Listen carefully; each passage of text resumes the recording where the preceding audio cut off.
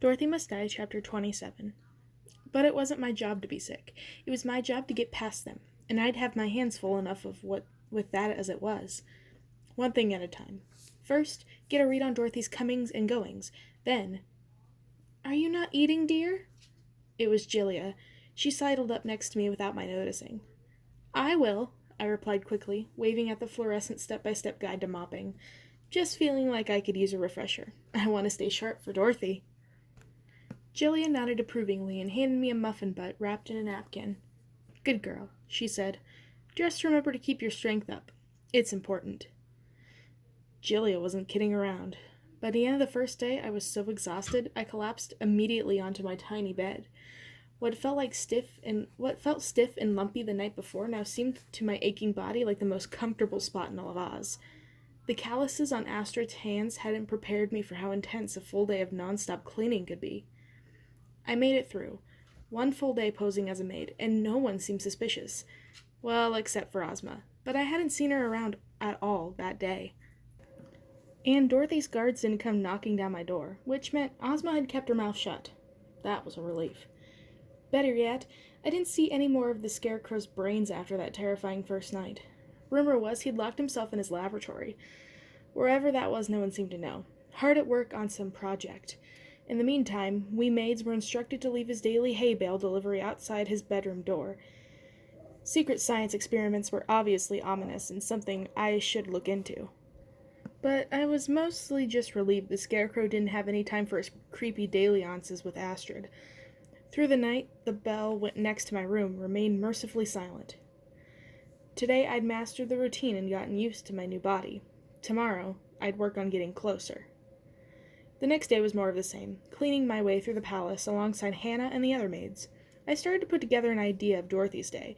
I didn't get to see her or actually wait on her. It was more her absence that painted a picture. The bitch cast a long shadow.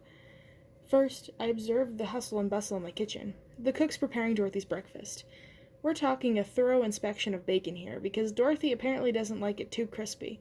That bacon then went upstairs on a tray, presumably to undergo a thorough inspection by Jillia, before being allowed to be delivered bedside by a shaky maid. The first room on our cleaning circuit, as outlined in Jillia's thorough flowchart, was Dorothy's solarium. It was her preferred location for midday tea with the ladies. I was partnered with Syndra, which meant I did most of the cleaning while Syndra gazed longingly at all of Dorothy's gaudy decorations.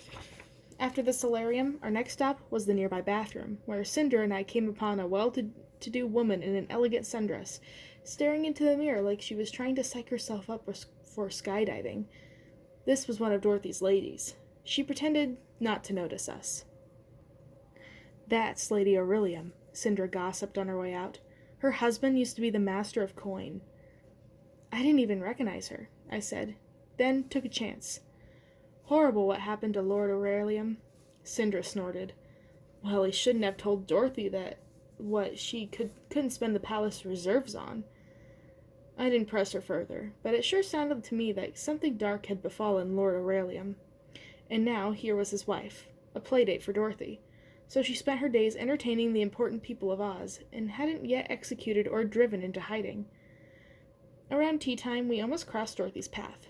It was impossible not to hear her coming. Her red high heels clicked unnaturally loudly through the halls, as if amplified by magic. Not to mention she brought with her heavy footfalls of her bodyguards and the teetering of her entourage, a group of gaudily dressed Dorothy-appointed beauty experts and jesters, all of them constantly jabbering about how wonderful she was. I wanted to get a look at my target, but Hannah yanked me away. Dorothy was never alone, I realized. It was unclear whether that was a tactical decision, or maybe even she couldn't stand to be alone with herself. After tea time, Dorothy either took a nap or met with her council of advisors. Or possibly both. Either way, we weren't allowed on the upper floors during that time, lest we disturb her greatness. There was no way the maids didn't see how screwed up everything was. But they went cheerfully along, or at least they pretended to. Never for a moment did they doubt Dorothy's magnificence and kindness and perfection. It was like they were brainwashed. Either that or scared out of their minds. Later that day, a whistling Gilia and I were sweeping dirt from a narrowing hallway that ran between the palace and the royal gardens, when the unmistakable clanking of metal parts came echoing in our direction. The unspoken rule among the maids was to stay out of sight of Dorothy and her advisors, particularly the metallic Grand Executor and his tin soldiers. Except that wasn't an option now. There weren't any doors or exits in our little hall. Either we ran back toward the palace in the direction of the incoming metal man, or we ducked into the royal gardens where servants were strictly forbidden.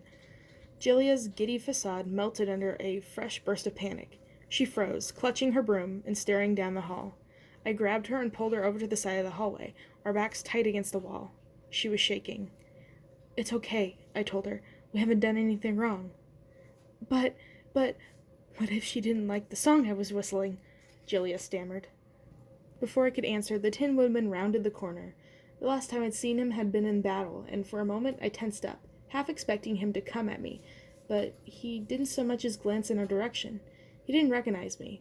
Couldn't recognize me. I tasted blood and realized I'd been biting the insides of my cheek. "Please, please don't. It was just an accident." The Tin Woodman was dragging a young man along by the elbow. He wore the emerald-plated armor of the palace guards. He thrashed against the Tin Woodman's unforgiving grip to no avail. From around the young guard's neck hung a cardboard sign that said "Crime, Wandering Eye." "I didn't mean to look at her," the guard pleaded. "Silence," came the Tin Woodman's icy reply.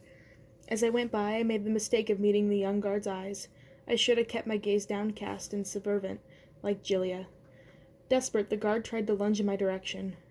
"Please," he screamed. "Help me, this isn't right." I could have done something. Cast a fireball spell, summoned my knife, and saved that guard. I wanted to save him because I couldn't stand to see the fear in his eyes. But then the Order's whole plan would have been blown. Disgusted with both myself and the situation, I looked away. The Tin Woodman shoved the guard onward, out into the royal gardens. He didn't bother closing the door all the way. After a moment, I crept over to peek outside. "Astrid," Gilia hissed, "what are you doing?"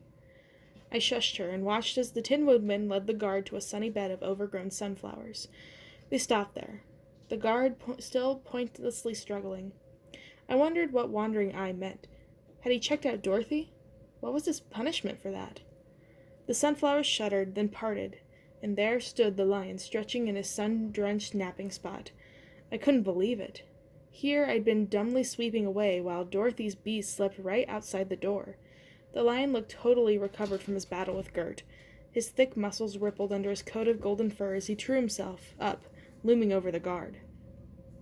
The Tin Woodman exchanged words with the yawning lion, but I couldn't hear them. I had to stop myself from casting a listening spell again, remembering Nox's warning about using magic. Whatever they said, it made the guard collapse to his knees. A moment later, the lion croaked.